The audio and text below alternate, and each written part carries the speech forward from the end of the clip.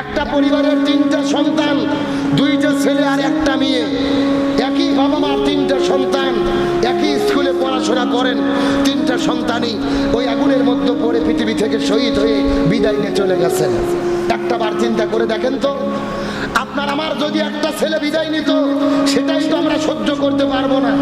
তিনটা ছেলে মেয়ে তিনজনই বিদায় নিয়ে চলে গেছে, বাবা পাগল হয়ে গেছে, আর কাউকে চিনতে পারতেছে না, আর কথা বলতে পারে না, পাগলের মতো ঘোরাফেরা করে। মাও পাগল হয়েছে। তিনটা সন্তানের এটা শুধু বিদায় নয়, এটা একটা ট্র্যাজেডি।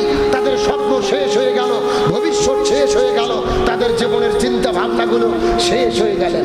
ছেলে বিদায় নিয়ে চলে গেছেন, মা কান্না করতে করতে বলে, আমার সন্তান তো রাতের বেলা একা ঘুমাতে পারে না, একা একা তিনি ঘুমাতে পারে না, তিনি ভয় করে আমাকে ছাড়া কিভাবে ঘুমাবে।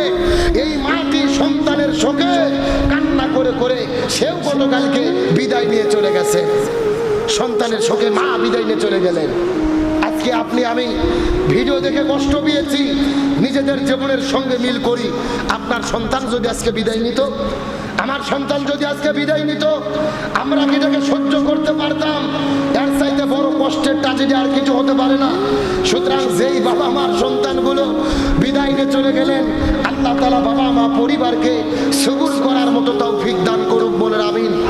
আল্লাহ তাআলা প্রত্যেকটা সন্তানদেরকে শহীদ হিসেবে কবুল করুক, বলেন আমিন। তার কারণে আমরা জানি, নিষ্পাপ সন্তান যদি বিদায় নিয়ে চলে যায়, তারা যদি শাহাদাত বরণ করে, এই নিষ্পাপ সন্তানদের সুপারিশে আল্লাহ তাআলা বাবা আমাকে জান্নাত হিসেবে কবুল করবে। জোরে বলেন সুবহানাল্লাহ।